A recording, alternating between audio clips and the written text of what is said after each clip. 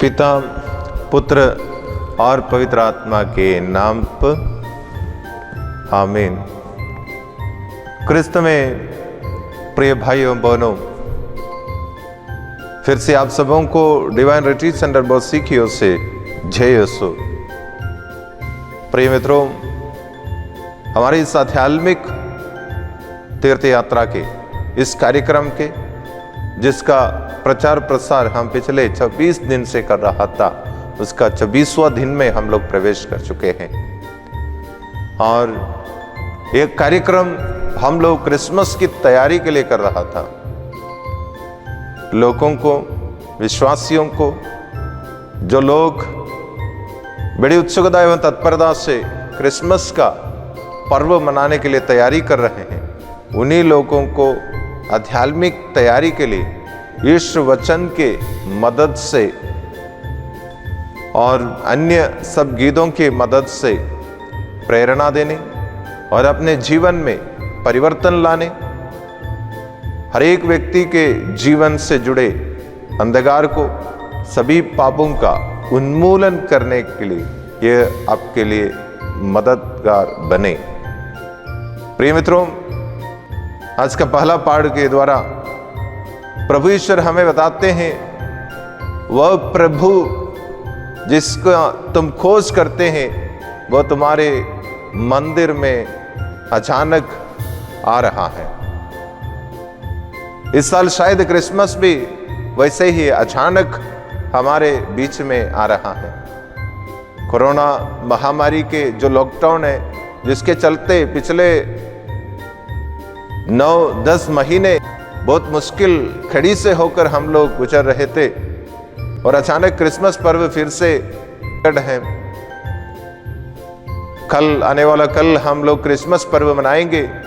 हम क्रिसमस का जागरण प्रार्थना विधि में भाग लेंगे। तो क्रिसमस अचानक हमारे बीच में आ गया, और हम जिसकी खोज में, जिस मुक्तिदाता की खोज में हर क्रिसमस पर्व मनाते हैं, जिसका आगमन हर एक व्यक्ति, हर एक विश्वासी के जीवन में आना है, वह आ चुका है। अब सवाल यह है कि हम क्रिसमस के लिए तैयारियां कर रहे थे, लेकिन क्या हमने उचित तैयारी कर पाए? क्या हम अपने पापों के लिए पश्चाताप किए? आगमन काल में प्रभु ईश्वर हमसे यही आग्रह करते हैं, हर विश्वासी से यही आग्रह करते हैं कि वह अपने पापों के लिए पश्चाताप करे और पाप मार्ग छोड़ दे, बुराई बुरी आदतों से छुटकारा पाए और हर प्रकार के अंधकार से वह दूर हो। मित्रों,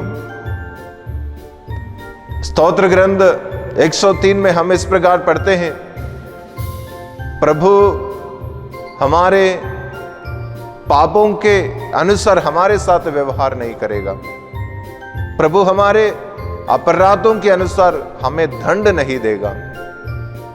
जिस तरह आकाश पृथ्वी से ऊंचा है, उसी तरह महान है प्रभु भक्तों के प्रति प्रभु का प्रेम, और वह जिस तरह पूर्व पश्चिम से दूर है, उतना दूर हमारे पापों को दूर कर देगा। वह उन्हीं लोगों के लिए संभव है जो अपने पापों को स्वीकार करते हैं, प्रभु के सामने उसे प्रकट कर छोड़ देते हैं। इसलिए सुक्ति ग्रंथ अध्याय 28 वचन संख्या 23 में हम इस प्रकार पढ़ते हैं, जो अपने पापों को प्रकट नहीं करता वह उन्नति नहीं करेगा, जो अपने पापों को प्रकट कर छोड़ देता है दया उन्हें मिलेगा। मित्रों, संत यूहन्ना अपना पहला पत्र अध्याय 1 वचन संख्या 9 में इस प्रकार कहते हैं, जो अपने पापों को स्वीकार करते हैं उनका पाप क्षमा किया जाएगा और उनको प्रभु फिर शुद्ध करेगा, क्योंकि प्रभु विश्वसनीय और सत्य प्रतिज्ञ है। प्रिय मित्रों, आज हम अपने आप से प्रश्न पूछे, क्या मैंने कलीसिया का इस पुकार को इस आगमन काल में विभिन्न माध्यम से, ऑनलाइन मिनिस्ट्री और अन्य बहुत सारे मिनिस्ट्री के द्वारा व्यक्तियों के द्वारा, संस्कारों के द्वारा, इस वचन के द्वारा हमारे जीवन में आए हैं और हमें यह प्रेरणा दिए हैं कि हमें अपने आज के इस स्थिति पर विचार करते हुए हमें पूर्ण रूप से मुक्त होना है। वह अंधकार जिसमें जो हमारे जीवन में छाई हुई है उससे हमें मुक्त होना है, प्रभु की ज्योति से आलोकित होना है और पाप मार्ग, बुराई, बुरी आदतों को त्यागना है, छोड़ना है, उसे प्रकट कर छोड़ देना है। हमें कह नहीं सकता, जैसे संत पौलुस हमें याद दिलाते हैं रोमियों के नाम लिखे पत्र में, जो ये कोई भी ये ना कहे कि मैंने पाप नहीं किया क्योंकि सबों ने पाप किया। कोई भी ये नहीं कह सकता मैंने पाप नहीं किया, मैं गलतियां नहीं की, मेरा पाप छोटे मोटे बातों में बस मैं गुस्सा किया और बस उनके विरुद्ध में कुछ कुड़कुड़ाए हैं और फुनफुनाए हैं, इस तरह की छोटे मोटे पाप हैं। लेकिन हम चाहे जितना भी छोटा हो, हमारा पाप इतना गौरव क्यों ना हो, फिर भी हमें अपने पापों के लिए पश्चाताप करने की आवश्यकता है। प्रिय मित्रों, आज उस तैयारी का आखिरी दिन है। आने वाला कल हम क्रिसमस मनाएंगे। अपने आप से प्रश्न पूछे कि हमें उचित तैयारी के साथ ही क्रिसमस मना रहे हैं। यदि तैयारियां नहीं की, हमारा ये क्रिसमस सेलिब्रेशन, इसको मनाना भी व्यर्थ है। आइए हम एक दूसरे को प्यार करने में सक्षम बने, एक दूसरे के साथ भाईचारा एवं प्रेम भाव में जीने के लिए सक्षम बने, एकता और शांति हर माहौल परिस्थिति में, हमारे परिवार में, हमारे समूह में, पैरिश में बनाए रखने में हम सक्षम बने। इसी कृपा के लिए आज प्रार्थना करें। प्रिय मित्रों, आज विक्टर तिर्की जो जीसस यूथ के सदस्य हैं, फादर देवसी पुदुचेरी वीसी की ओर से प्राप्त ईश्वर वचन के मदद से एवं सेंट मेरीज कैथोलिक चर्च तातीबंद के गायक मंडली द्वारा गाए गए करोल गीत के द्वारा हम प्रार्थना करें कि ईश्वर हमें सच्चे पछतावे का वरदान प्रदान करे। और साथ ही साथ मैं आज आप सबों को याद दिलाना चाहूँगा, कल हमारे इस आध्यात्मिक तीर्थ यात्रा का आखिरी दिन है और कल शाम को 6 बजे से बड़े सवेरे 1 बजे तक हमारे इस YouTube चैनल में विभिन्न कार्यक्रम का सीधा प्रसारण होंगे। शाम को 6 बजे से हमारे भिलाई के प्रिय पुरोहितों के द्वारा, लोक धर्मियों के द्वारा, युवक युवतियों के द्वारा, बच्चों के द्वारा क्रिसमस संदेश एवं विभिन्न पल्ली के गायक मंडली द्वारा गाए गए करोल गीत एवं अन्य ईश्वर वचन का संदेश एवं पवित्र मिस्सा बलिदान का सीधा प्रसारण रहेंगे। मैं आशा करता हूं और आप सबों से अनुरोध करता हूं कि शाम को 6 बजे से लेकर बड़े सवेरे 1 बजे तक होने वाले इस प्रसारण में आप लोग अपने समय के हिसाब से भाग लीजिए, जिसमें 2 मिस्सा बलिदान का प्रसारण रहेंगे। जो लोग जैसे सूचित किया गया है, बच्चों को, गर्भवती महिला को और 65 वर्ष से ऊपर के वयस्कों को गिरजाघरों में आने के लिए अनुमति जब नहीं है, वो अपने घर पे बैठकर हमारे इस YouTube चैनल के माध्यम से एक क्रिसमस पर्व के सभी विधियों में भाग ले। ईश्वर आपको यह प्रचार प्रसार के द्वारा बहुत तेरी आशीष और क्रिसमस पर्व का आनंद और प्रेम से भरे। पिता, पुत्र और पवित्र आत्मा के नाम पर आमीन।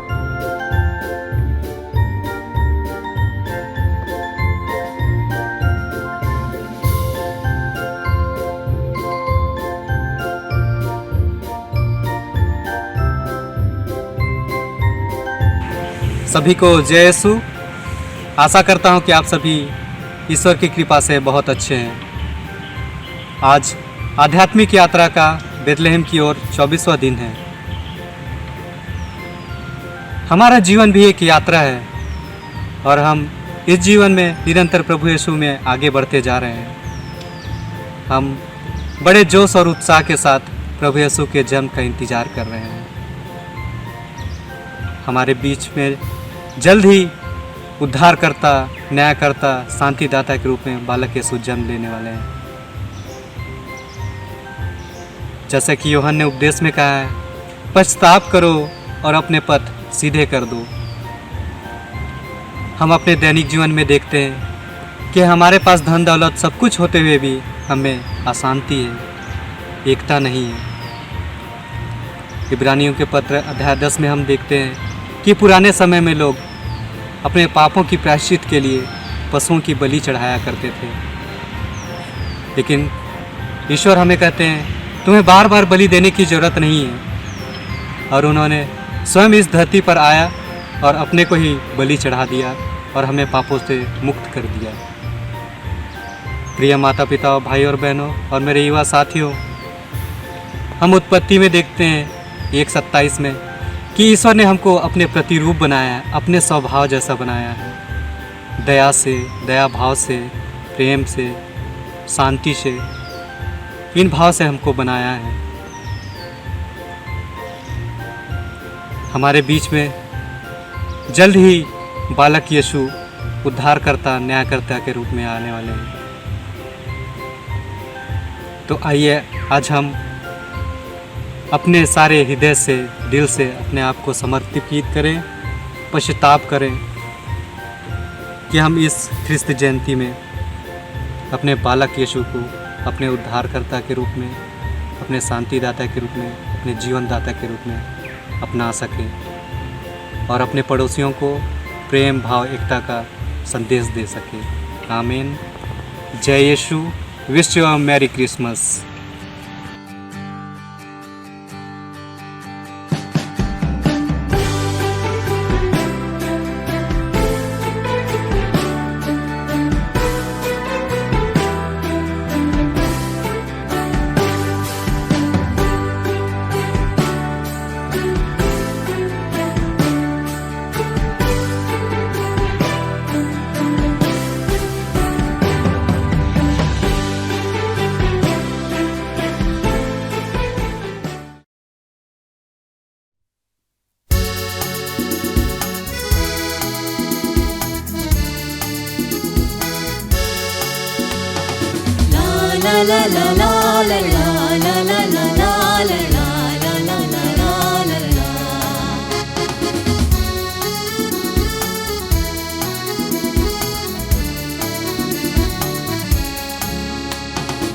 मेरे मन में जीवन दीप जला, मेरे दिल में प्यार की प्यास बुझा। मेरे मन में जीवन दीप जला, मेरे दिल में प्यार की प्यास बुझा। दिल का दुलारा आजा, दिल में बसने आजा। दिल का दुलारा आजा, दिल में बसने आजा। दिल में बसने आजा। मेरे मन में जीवन दीप जला, मेरे दिल में प्यार की प्यास बुझा।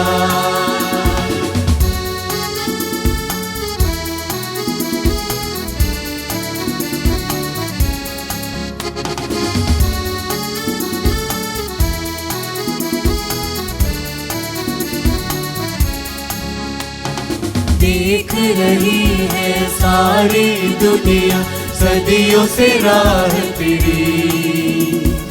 नव जीवन की आशा बनकर आया हमारे लिए।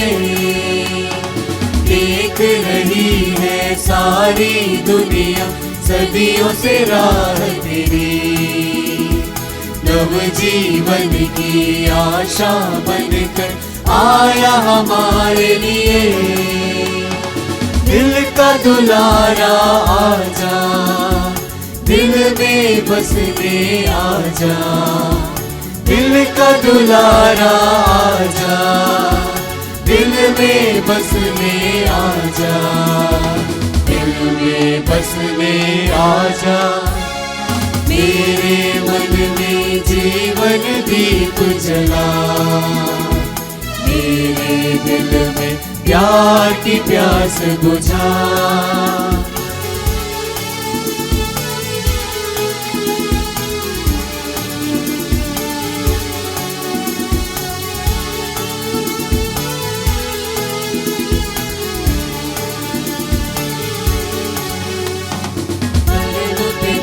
का पुत्र महान प्रभु तेरा स्वर्ग से, पावन आत्मा द्वारा जन्मा कुमारी मरिया से।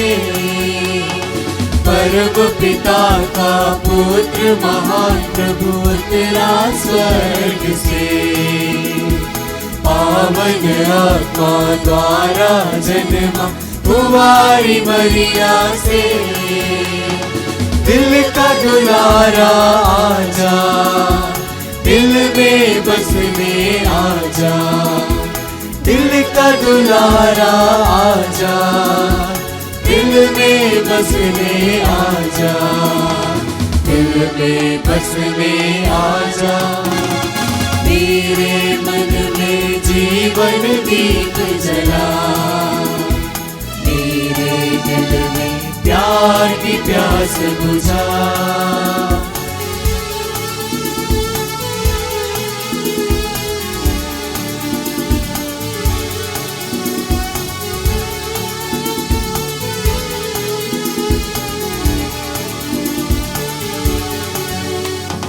मानव बन के चरनी में आकर तूने जन्म लिया।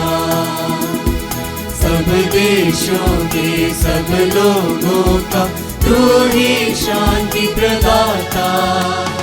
मानव बन के चरनी में आकर तूने जन्म लिया।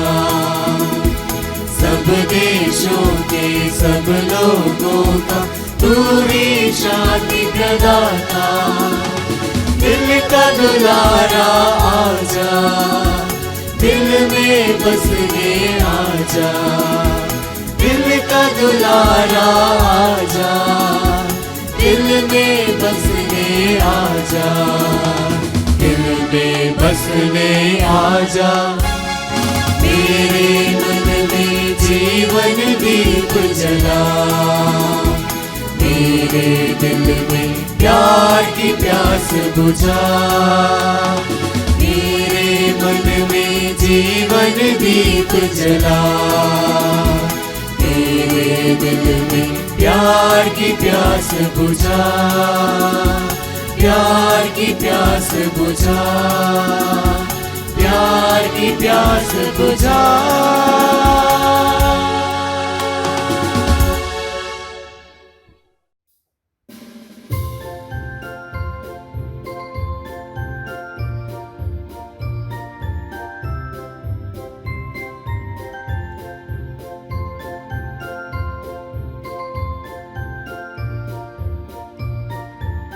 सब लोगों को जय यीशु। प्रियजनों, पिछले 24 दिनों में बोरसी के डिवाइन रिट्रीट सेंटर के द्वारा ऑनलाइन में हम यूट्यूब चैनल में बैतलहम की ओर एक तीर्थ यात्रा कर रहे थे। आध्यात्मिक तैयारियां करके प्रभु को हमारे हृदय में स्वीकार करने के लिए हम अपने आप को तैयार कराते थे। बहुत लोग, मुझे मालूम है कि इसका पूरा फायदा उठाया। प्रभु को धन्यवाद दें।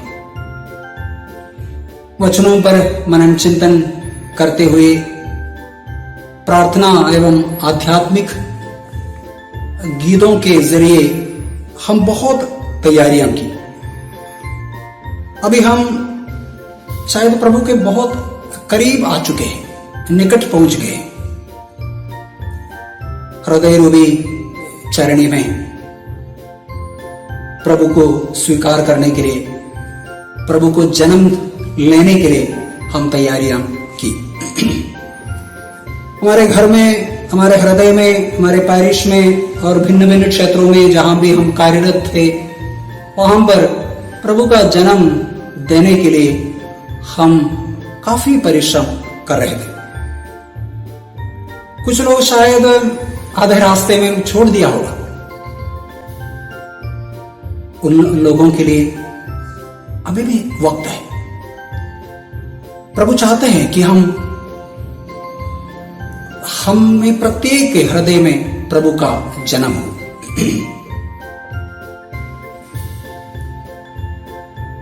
आज के वचन पर मनन चिंतन करते हुए हम प्रभु के पास लौटने के लिए कोशिश करें। जैसे बारूक के पुस्तक अध्याय 4 के वचन 28 में हम पढ़ते हैं कि तुमने पहले प्रभु से दूर हो जाने की बातें सोची थी, अब तुम 10 गुणे उत्साह से प्रभु के पास लौटने की चेष्टा करो। खुद प्रभु कहता है, मैं संसार की ज्योति हूं, जो मेरा अनुसरण करता वह कभी अंधकार में नहीं भटकेगा, उसे जीवन की ज्योति प्राप्त होगी।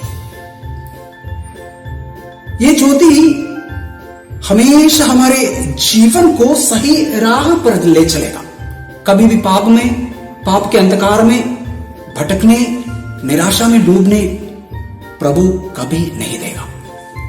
इसलिए प्रियजनों, हम आज हमारे हृदय की जांच करें, पश्चाताप करें, पापों को स्वीकार करें और एक नई सृष्टि बनने के लिए हम कोशिश करें।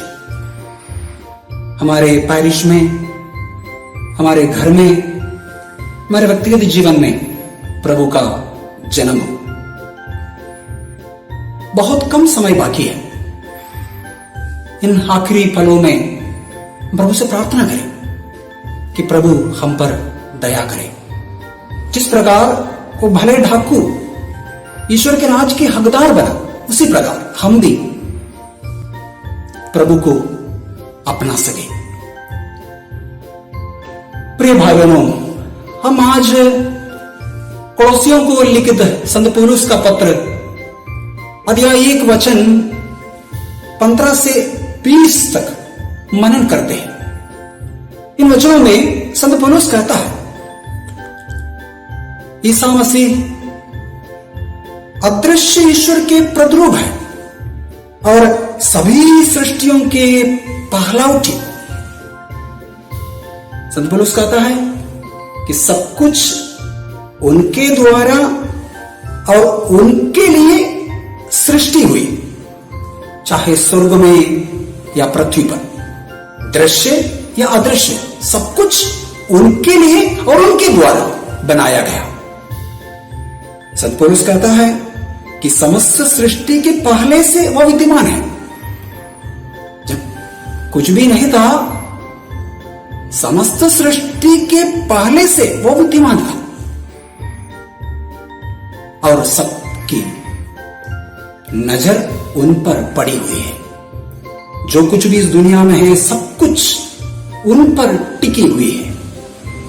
और वो प्रभु जिसने स्वर्ग और पृथ्वी को बनाया, जिसने सूरज को, चंद्रमा को, तारों को, नक्षत्रों को बनाया, करोड़ों करोड़ों नक्षत्रों को बनाया, जिसने देह धारण करके इस पृथ्वी पर आया,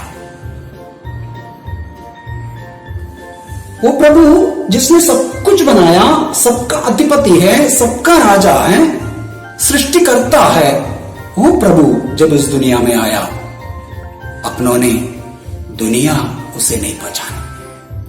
तो दुनिया की सबसे बड़ी विडंबना यह है, सबसे बड़ी ट्रेजेडी यह है, लूकास के सुसमाचार अध्याय 2 वचन 7 में हम पढ़ते हैं, क्योंकि सराय में उनके लिए जगह नहीं रहा। सराय एक प्रतीक है। सराय में उनके लिए, ईश्वर पुत्र के लिए जगह नहीं रहा, एक प्रतीक है। इस पर हमें मनन करना। साथ ही साथ दूसरे तरफ दूसरा एक प्रतीक, वो है गौशाला चरणी। वो सबों को अपनाते हैं, सबों को स्वीकार करता है। सराय प्रभु का तिरस्कार करता, बल्कि चरणी सबों को अपनाते हैं। इसलिए इन दोनों प्रतीकों पर हम आज मनन करें। प्रिय भाई बहनों, सराय लोगों के रूप रंग, सुंदरता, उनके ताकत, पावर, उसके मुट्ठी पर जो है उनके धन संपत्ति, उनके खूबी और बाहरी रूप रंग पर नजर डालता, उसके अनुसार अपने यहां जगह देता।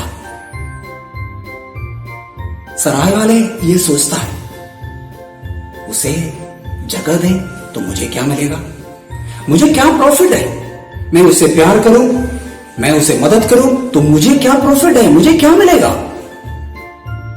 बल्कि गौशाला चरणी सबों को जगह देता, सबों के लिए खुला है। वहां राजा, प्रजा, गरीब, धनवान, भिखारी, गाय, बैल, गधे, सबके लिए खुला है, सबों के लिए। प्रियजनों, जब हम किसी कारणवश किसी को भी जब तिरस्कार करता है, छोड़ देता, अनदेखा करता है और उनके पास जो है उसके आधार पर उन्हें अपनाता है या उसके आधार पर उन्हें तिरस्कार करता है, तब हम सराय वालों के प्रतीक बनते हैं, उनके समान बनते हैं। क्योंकि हमारा ईश्वर सबों को अपनाने वाले हैं, चरणी में जन्म लेने वाले सबों को स्वीकार करता है। विश्वासघात करने वालों को, तिरस्कार करने वालों को, वेश्याओं, नाकेदारों, पापियों, उनके हाथों पर कीलों को ठोकने वालों को, आराध्य चेहरे पर थूकने वालों को, सबों को स्वीकार करता है। इसलिए सुंदर सा गीत है, तूने गले से लगाया इतना प्यार किया, तूने गले से लगाया इतना प्यार किया। वो सबों को प्यार करता, सबों को अपनाता है। प्रियजनों, चरणी का सेंटर ऑफ अट्रैक्शन क्या है? वो प्रभु है, ईश्वर पुत्र है। सबकी नजर उन पर पड़ी हुई है, बल्कि सराय वालों का नजर दूसरों के पास जो है उस पर है, उनके धन संपत्ति पर है, उनके रूप रंग पर है, सुंदरता पर है, उनके ताकत पर है। लेकिन प्रभु चरणी में जन्म लेने वाले बस सबों को अपनाता है। प्रिय भाई बहनों, और सराय में दरवाजा है, चरणी कोई दरवाजा नहीं है, सबों के लिए खुला, सभी लोगों के लिए। There is a place for everyone, सबों के लिए वहां जगह है। प्रिय भाई बहनों, हम विशेष रूप से इसलिए हमें प्रार्थना करना कि हमें ऐसे एक मनोभाव मिले, चरणी में जन्म लेने वाले के मनोभाव या चरणी का एक स्वभाव हमें मिले, सबों को अपनाने का, सबों को स्वीकार करने का। कोरोना ये महामारी हमें काफी हमें तोड़ा है। कई साल हम पीछे गए, कई प्रकार के समस्या, वहां हम प्रार्थना के जरिए और सबों के प्रति प्रेम दिखाकर सबों को अपनाना, चरणी के समान बनना और ऐसे लोगों में प्रभु के सानिध्य को दुनिया पहुंचाने की, जिसके अंदर सबों के लिए प्यार है, जिसके हृदय में सबों के प्रति प्यार है, सबों को अपनाता है, उनमें प्रभु अपने सानिध्य को अवश्य प्रकट करेगा। इसलिए कुछ साल पहले गुजरात के एक लेप्रोसी हॉस्पिटल में एक कोढ़ी, एक कुष्ठ रोगी मदर तेरेसा के शिष्य लोगों को देखकर वो इस प्रकार बताते हैं, उनमें ईश्वर के सानिध्य को, उपस्थिति को देखकर वो इस प्रकार बताता है, देखो देवी आ रही है। प्रियजनों, हमारा हृदय चरणी के समान हो, सबों को अपनाने का एक दिल, हम सबके सब चरणी में जन्म लेने वाले के समान बने। प्रिय भाई बहनों, जो मुझे सुनता है, मुझे देखता है, और सबों के लिए मेरी प्रार्थना कामना यह है,